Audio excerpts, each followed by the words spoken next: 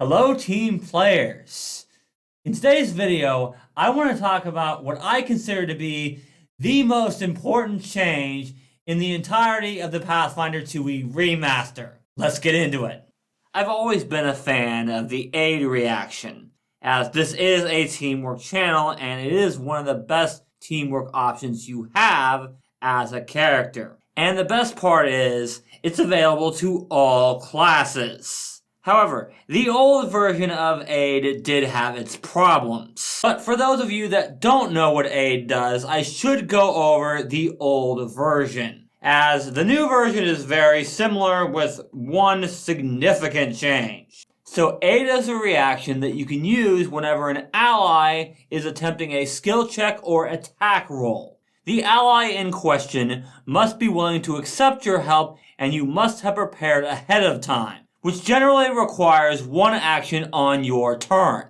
You must explain to the game master how you're trying to help, and they determine whether you can actually help or not. When you use this reaction, you attempt a skill check or attack roll of the type determined by the GM. In the old version, the typical DC was 20. However, now the typical DC is 15. The GM, however, can adjust this for particularly hard or easy tasks. And of course, they can also add any relevant traits to your preparatory action or the aid reaction itself. They can also allow you to use checks other than skill checks and attack rolls. If you critically succeed on your aid check, the ally gets a +2 bonus to whatever they're trying to do. This is +3 if you're a master in the skill you used, and +4 if you're legendary.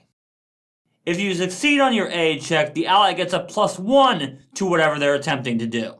But if you critically fail, you give a -1 penalty to the ally's check. That DC of 15 is a huge buff. With a DC of 20, nobody really wanted to use aid at low levels, because the chances of you getting that DC 20 with something other than your best skill was pretty much non-existent. Before, if you were using your best skill, which would have been a +7, you needed to roll a 13 or higher to get it. That's with your best skill. If you had a 0 modifier in something you were trained in and you had to use that for aid, you needed to roll a 17 or higher. Granted, that was just at level 1, but still.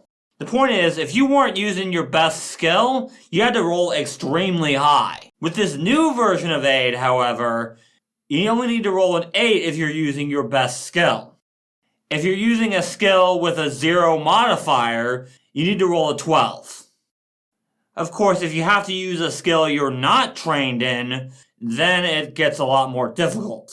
But that's how it should be. Bottom line here, I think that this makes aid a much more viable option at low levels. That was a major problem with aid, because at low levels it was very hard to pull off. This makes it a lot easier. And aid is still broken at high levels, because with the new version, at level 9, you are pretty much guaranteed to critically succeed at that DC 15. And in a game that's all about teamwork and strategy, critically succeeding at an aid check is insane. I've said in another video a while ago that I don't think an effective +1 by itself is very broken. However, a +4 from using one action and a reaction is insane. Aid is particularly good with classes that don't have many reactions, such as a ton of spellcasters. I know aid seems like a lot to do for just giving an ally a +2 whatever they're trying to do, but let's be honest here. Using your third action to attack is generally not a good thing. 95% of the time, you're just gonna miss. Unless, of course, you happen to be a fighter or a flurry ranger, both of which really don't want to use their reaction for this anyway. So this is one of the best things you can do with that awkward third action. And yes, you do have to spend a reaction as well. But for giving your ally at least a +1 and potentially a +4 to what they're trying to do is absolutely insane and well worth using a reaction. Especially if you really don't have any other reactions to use.